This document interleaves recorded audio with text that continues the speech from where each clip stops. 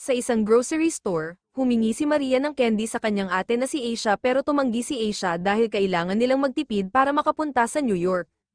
At dito nalaman na patay na ang kanilang nanay at tumatakas sila mula sa abusive nilang ama. Kaya pinakalma ni Asia si Maria at sinabi na safe na siya habang ipinapakita ang kanyang bird tattoo at sinasabing hindi na sila muling makukulong. Pero nang tumalikod si Asia ay palihim na kumuha ng candy si Maria. At biglang pumasok ang kanilang ama kaya nagtago ang magkapatid sa likod ng shelf habang sinabi ng manager na nakita niya ang mga bata sa likod kaya nagsimula itong maghanap. Ngunit nang makarating siya sa shelf ay basket na lang ang naiwan. Habang sinusubukan tumakas ng mga bata palabas ay nag-trigger ang alarm dahil sa ninakaw na candy, kaya habang tumatawag ng pulis ang manager ay hinabol sila ng kanilang ama sa labas, pero hinaranggan sila ng kaibigan nito gamit ang sasakyan kaya napilitan si Asia na maglabas ng baril. Huwag mong kalimutan mag-subscribe at mag-like para lagi kang updated. Maraming salamat, pagpatuloy na natin ang panunood. At kahit sinusubukan pa rin lumapit ng ama ay wala na siyang choice kundi barilin ito. Ngunit nahawakan pa rin ng lalaki ang binti ni Maria habang dumarating ang mga pulis. Kaya matapos ang sandaling pag-aalinlangan ay itinapon ni Asia ang baril at tumakbo palayo. Makalipas ang 10 years sa New York ay dumating si Asia sa Virgil Hotel at napansin ang kakaibang dekorasyon sa itaas ng pinto. At nang buksan ni Lily ang pinto ay nagpakilala si Asia bilang bagong maid na si Isabel. Pero nagtaka si Lily dahil iba ang boses nito kumpara sa phone call kaya nagpakita si Asia ng fake ID at sinabing nagpapagaling lang siya mula sa sipon. Pagpasok niya ay ginamit ni Lily ang keycard para i-activate ang maraming lock sa pinto at ipinaliwanag na ang Virgil ay itinayo noong 1923 at dati raw ay delikado ang lugar kaya ang mga locks ay galing pa sa panahong iyon at ngayon ay isa na itong pinaka-exclusive na lugar sa Manhattan. Pagkatapos ay hiningi ni Lily ang phone ni Asia dahil pinapangako raw sa mga residente ang absolute privacy. At sa lobby ay ipinakilala siya kay Sharon na owner ng fastest growing anti-aging cosmetics na napansin na basa si Asia sa ulan kaya binigyan siya ng jacket at tinanong ang pasa sa mata kung saan sinabi ni Asia na nadulas siya sa shower. Pagkatapos ay dinala siya ni Lily sa kanyang room at ipinaliwanag na ang buong lower floor ay para sa staff kung saan nakita ni Asia ang ibang maids na kumakain sa isang malaking mesa at medyo creepy ang dating. Biglang may batang si Damian na tinawag siyang Piggy kaya pinagalitan ito ni Lily at pinaalis habang sinasabi na may maliit na celebration ng staff dahil may isang maid na gagantimpalaan. Pagdating sa room ni Asia ay bumukas ang pinto at nakita ang asawa ni Lily na si Ray na nagsabing kukuha lang siya ng basura. Pinaalalahanan siya ni Lily na lumayo sa mga nubes pero nagbitaw ito ng insulto bago umalis. Pagkatapos ay sinabi ni Lily kay Asia na magpahinga muna at bukas ay bibigyan siya ng susi at full tour. At habang naliligo si Asia ay nagkaroon ng steam ang salamin at biglang lumitaw ang mensaheng "They will kill you" pero nawala rin ito bago siya makalabas. Habang naghahanda si Asia para matulog ay may narinig siyang kakaibang ingay sa vents na parang may humihinga kaya umakyat siya sa upuan para silipin ito pero bigla siyang nagulat sa isang mukha kaya siya nahulog.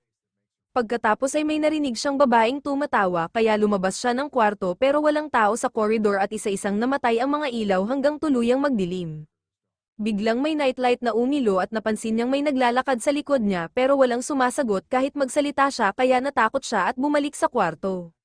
Nilock ang pinto at hinaranggan ang upuan. Kalagitnaan ng gabi habang tulog siya ay may nag-unlock ng pinto at pilit itong binubuksan pero napigilan ng upuan kaya lumusat ang tao sa vent at dumaan sa secret passage sa likod ng fridge para makapasok. Ang lalaki ay may suot na pig mask na may butas kaya nagawa niyang dilaan ang paa ni Asia at nang lumapit siya sa ulo nito ay aksidenteng natuluan ng laway ang mukha ni Asia kaya nagising ito. Wala siyang nakita sa kwarto pero napansin niya ang laway sa kanyang pisngi at nang tingnan niya ang ilalim ng kama ay wala ring tao. Pero pag-upo niya ay biglang may taong nagtakip ng chloroform na tela sa kanyang mukha kaya lumaban si Asia at ibinangga ang lalaki sa salamin bago ibagsak sa mesa hanggang mabali ang leeg nito. May narinig siyang kakaibang tunog sa dingding kaya sinubukan niyang gumapang palayo pero nanghihina ang katawan niya dahil sa chloroform. May isa pang nakamask na lumabas sa vent at inusag ang fridge para makapasok ang kasama nito. Inabot ni Asia ang night table at pinunit ang mga wire ng ilaw bago siya mawalan ng malay. Pagkatapos ay tinanggal ng mga intruder ang kanilang mask at sila pala ay sina Kevin at Sharon.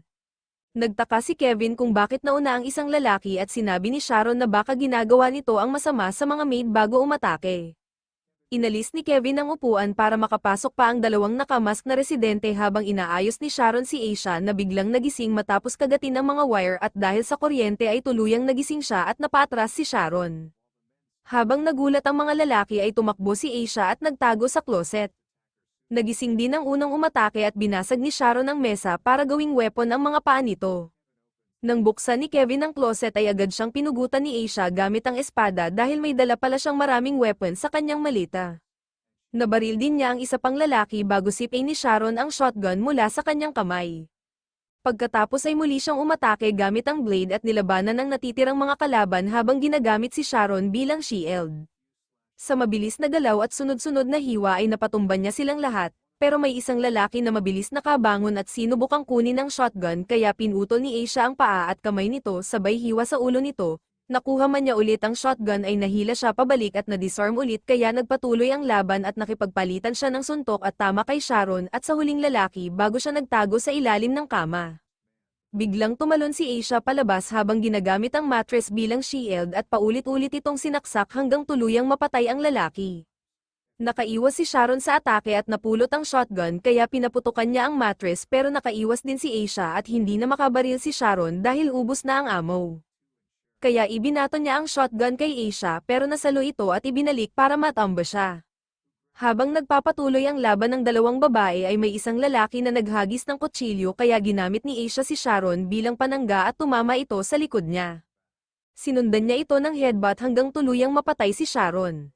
Habang tumatakbo ang huling lalaki ay hinabol siya ni Aisha sa koridor at sinaksak habang dumating si Lily na pumapalakpak at sinabing nagsisinungaling si Aisha at humihingi ng paliwanag. Sa flashback ay ipinakita na nabuhay ang ama ni Aisha matapos siyang barilin at si Maria ay ibinalik sa kustodiya nito habang si Aisha ay nahuli at nakulong. Doon ay nasangkot siya sa maraming away kaya naging mahusay siyang fighter. Ilang buwan bago ang pangyayari ay kumuha siya ng investigator para hanapin ang kapatid at nalaman nito na si Maria ay nagtatrabaho sa Virgil. Isang hotel kung saan madalas nawawala ang staff at karamihan sa mga kinukuha nila ay minorities, illegals, o mga palaboy, at hindi masyadong iniimbestigahan ng pulis dahil binabayaran sila ng mayayamang guests. Nalaman din ng investigator na may isang babaeng si Isabel na na-hire bilang maid kaya nang makalaya si Aisha ay pinuntahan niya ito at kinuha ang identity nito. Sa kasalukuyan ay sinabi ni Aisha kay Lily na nandito siya para sa kapatid niya at gusto rin niya ang katotohanan. Ipinaliwanag ni Lily na may pamilya rin siyang inaalagaan na may special needs. At sa sandaling iyon ay lumabas mula sa kwarto ang mga taong pinatay ni Aisha. Si Kevin ay hawak ang sarili niyang ulo at ang isa naman ay hawak ang paa nito at ibinalik nila ang mga bahagi ng katawan sa tamang pwesto at kusang damay kitang balat. Biglang may isang maid na umatake kay Aisha pero agad niya itong sinaksak. Hinawakan ng maid ang blade at sinabi na nahuli na niya si Aisha kaya binitawan ito ni Aisha at nagtago sa ibang kwarto. Sumigaw si Damian dahil nasaktan ng kanyang ina habang iniharang ni Aisha ang mesa sa pinto. Pero sinaksak siya ni Damian sa likod gamit ang screwdriver kaya sinuntok niya ito hanggang mawalan ng malay. Sa koridor ay sinabi ni Lily sa maid na kailangan nitong linisin ang dugo kapag nabuhay muli at kinuha ang blade bago sabihing naka-lockdown ang building kaya mas mabuting makipag-cooperate si Aisha. Binasag ni Aisha ang salamin at gumamit ng basag na piraso para makita ang likod niya at matanggal ang screwdriver. Sinubukan niyang buksan ang bintana at binato pa ito ng upuan pero walang epekto. Inusag din niya ang fridge pero walang secret passage at hindi rin mabuksan ang vent, hanggang sa sipin niya ang carpet at may natuklasang trapdoor kaya agad siyang tumalon sa tunnel para makatakas. Habang gumagapang siya ay may narinig siyang paparating kaya nagtago siya sa kisame hanggang makaalis ang lalaki. Habang patuloy na gumagapang si Aisha ay huminto siya nang makarinig ng mga boses mula sa itaas kung saan nagbabangayan ng grupo dahil hindi nila siya nahuli at may binanggit pa tungkol sa immortality. Kaya sinubukan ni Aisha na lumapit at ipinasok ang daliri sa maliit na butas na aksidenteng nakagalaw ng isang libro sa shelf. Narinig ito ng mga kalaban kaya binuksan nila ang shelf pero agad din itong isinara ni Aisha. Napilitan siyang tumakbo nang magsimulang saksakin ni Lily ang pader hanggang sa tumama sa kanyang kamay. Pumasok ang mga killer sa tunnel para tapusin siya pero hinailan ni Aisha ang kamay niya kahit nakatarak ang blade at muling tumakas. Iniutos ni Lily sa grupo na habulin siya at sinabing kailangan nila itong buhay. Nagsimula ang panibagong habulan habang mabilis na gumagapang si Asia pero nahawakan ni Sharon ang kanyang paa kaya sinipa niya ito at nagpalitan sila ng suntok bago sinaksak ni Asia ang kamay ni Sharon gamit ang screwdriver at sinugod siya para paulit-ulit na saksakin sa dibdib. Nang mapatay niya ito ay kinuha niya ang shotgun at ammo pero biglang nagising si Sharon at hinawakan siya ulit. Nang makapatong ito sa kanya ay pinasabog ni Asia ang ulo nito gamit ang baril.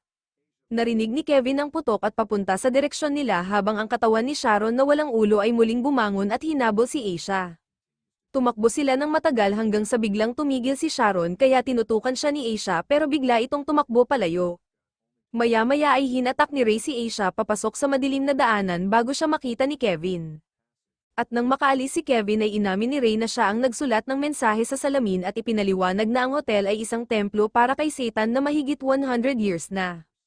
At ang pamilya ay mas matagal pa, natuklasan daw ng mga founder ang paraan para makipag-usap kay Satan at gumawa ng kasunduan kung saan bibigyan sila ng immortality kapalit ng human sacrifices.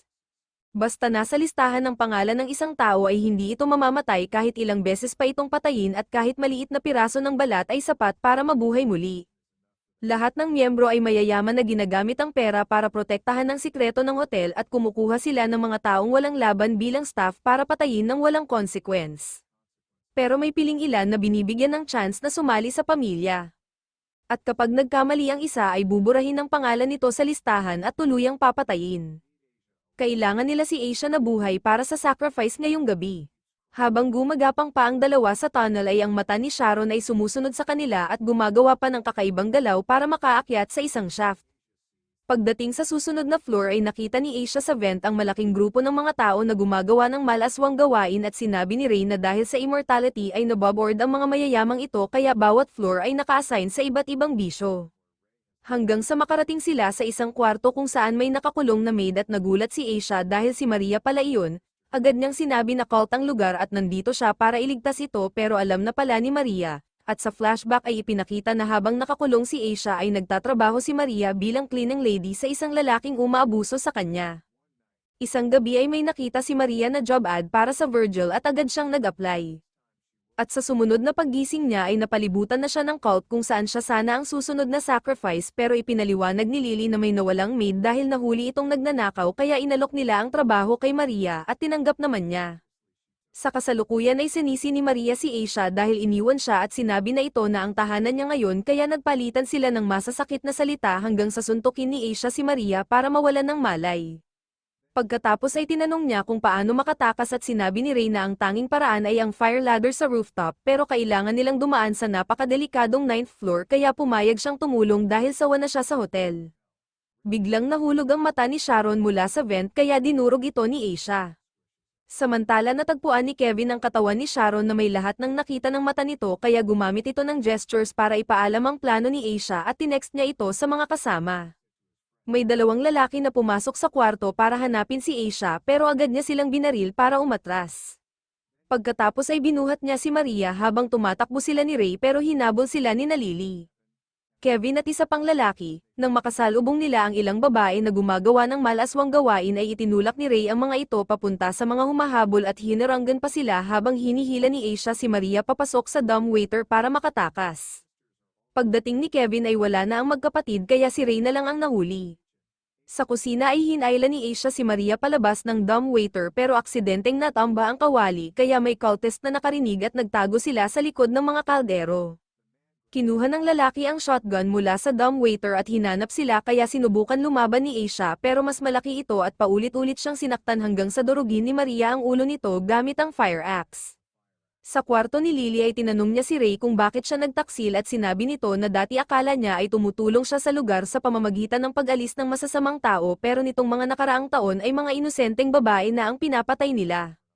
Pinaalala ni Lily na dati rin silang walang-wala at ang cult ang nagbigay sa kanila ng tahanan pero sinabi ni Ray na isa itong kulungan.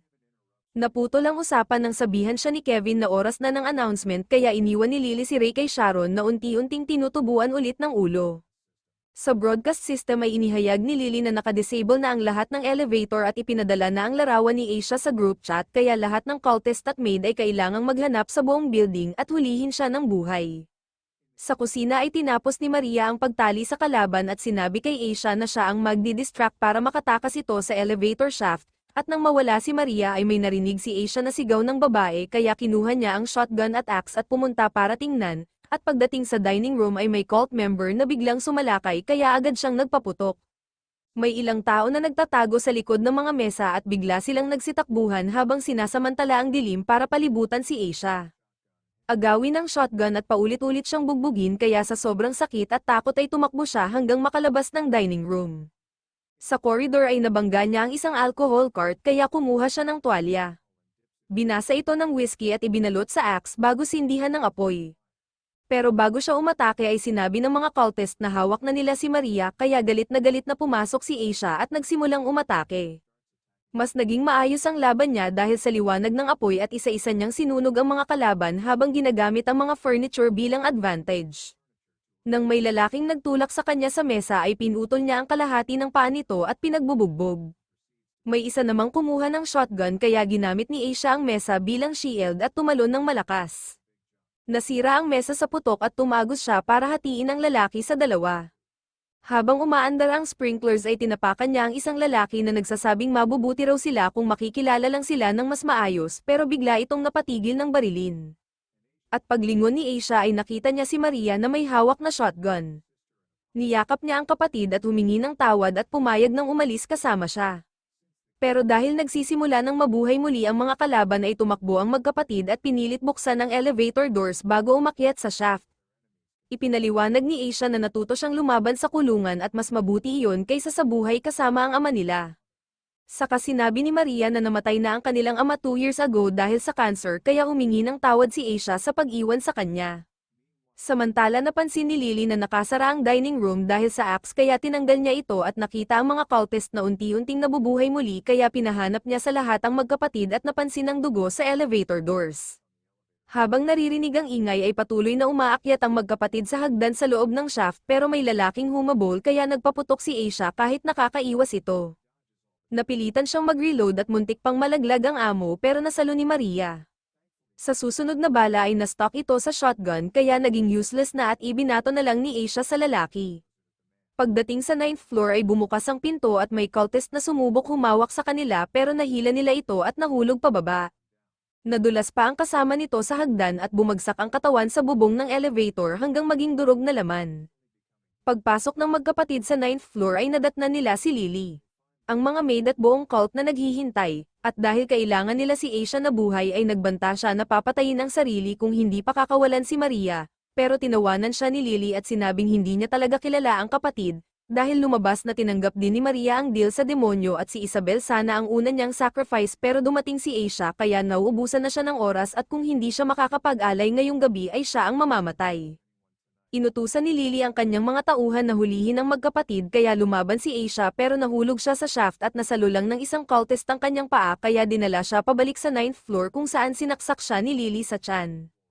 Pagkatapos ay dinala nila ang magkapatid sa shrine sa rooftop kung saan may ulo ng baboy na nakatusok sa stick at napapalibutan ng kandila. Nang ialay ni Lily ang dugo ni Asia ay lumitaw si Satan sa bintana at pumasok para kontrolin ang ulo ng baboy. Naamoy nito ang dugo at nagsalita para simulan ang ritual habang ipinaliwanag ng grupo na si Asia ang bagong sacrifice at sina Maria at Ray ay mga traidor. Ginamit ni Satan ang parang tentacles na bituka para burahin ang pangalan ni Ray sa listahan na nasa balat ng baboy at inutusan si Lily na patayin ito. Kahit ayaw niya ay napilitan siya matapos pagbantaan kaya nagpaalam sila sa isa't isa bago hiwain ni Lily ang leeg ni Ray at agad itong namatay. Itinapon ng grupo ang katawan nito at humingi naman ng tawad si Maria kay Satan at nagmakaawang bigyan ng isa pang chance kaya sinabi ni Satan na isulat niya ang pangalan niya at patayin si Asia para makasali sa cult. Nagsulat si Maria sa ulo ng baboy at humarap sa kapatid na nagsasabing sana mas marami pa silang oras at ito lang ang paraan. Pero bigla siyang nag-self-delete at bumagsak si Asia sa tabi niya habang humihingi ng tawad. Bago mamatay ay sinabi ni Maria na talunin niya ang cult at nalaman na ang pangalan pala ni Asia ang isinulat ni Maria kaya kinumpirma ni Satan na valid ang sacrifice at naging immortal si Asia. Agad niyang pinutol ang bahagi ng balat na may pangalan niya at itinago sa bulsa at nang gumaling ang kanyang mga sugat ay naghagis siya ng kutsilyo sa ulo ng isang lalaki. Sumunod ay dalawang lalaki ang umatake kaya ginamitan niya ng chain ng isa at isinabit sa kisame habang itinali ang isa pa at sinaksak. Umatake rin si Kevin pero natalo siya ni Asia at ipinakos sa pader. Nang sumugod si Sharon ay agad niya itong pinugutan at itinapon ang ulo. Biglang nabuhay muli ang unang lalaki kaya kinuha ni Lily ang kutsilyo sa ulo nito at umatake pero napatumba siya ni Asia sa isang suntok. Hinawakan naman ng lalaki si Asia sa leeg at ibinangga sa pader na nakabasag ng mga tubo pero sinamantala ito ni Asia para ibaligtad siya at itusok ang ulo nito sa sirang pipe. Habang nabubuhay muli ang iba pang cultist ay humingi ng tulong si Lily kay Satan at tinakpan ng ulo ng baboy ang kanyang ulo habang pumasok ang tentacle sa katawan niya kaya naging mas malakas siya at gumapang gamit ang mga ito habang inaatake si Asia. Nagsimula ang panibagong laban at kahit mas mabilis at malakas na si Lily ay nagawa pa ring putulin ni Asia ang mga tentacles. Matapos ang ilang palitan ng atake ay kinagat ng baboy ang kutsilyo ni Asia at sinaksak siya sa balikat habang ginagamit ni Lily ang boses ni Maria para guluhin ang isip niya. Pero galit na hinawakan ni Asia ang ilong ng baboy at hinayla ito palabas sa katawan ni Lily. Nang sumugod ulit si Lily ay hinampos siya ni Asia gamit ang ulo ng baboy hanggang mapatalsik at matusok sa stick. Pagkatapos ay sinabi ni Asia na gusto niyang ibalik si Maria pero sinabi ni Satan na kailangan ng panibagong sacrifice kapalit nito kaya binuhusan ni Asia ng gasolina ang ulo ng baboy at sinunog ito. Habang nasusunog ang mga pangalan ay isa-isang namatay ang mga cultist dahil sa kanilang sugat. Pagkatapos ay inilagay niya ang nasusunog na ulo sa cart at pinadulas ito sa corridor hanggang mahulog sa shaft at sumabog. Hawak ang katawan ni Maria ay sinabi ni Asia sa mga natitirang cultist at maid na umalis na sila at ginamit niya ang keycard ni Lily para tuluyang mabuksan ang main door. Sa labas ay naghihintay ang investigator sa sasakyan at nang ihiga ni Asia si Maria sa likod ay napansin niyang may parehong bird tattoo ito. Kinuha ni Asia ang balat ng baboy at ipinakita na pinalitan niya ang pangalan niya ng pangalan ni Maria kaya muling nabuhay ito habang nagsasara ang sugat. Nagyakapan ng magkapatid habang kumikibot ang balat ng baboy at saka sila isinakay ng investigator palayo bago sumabog ang shrine, at dito nagtatapos ang kwento.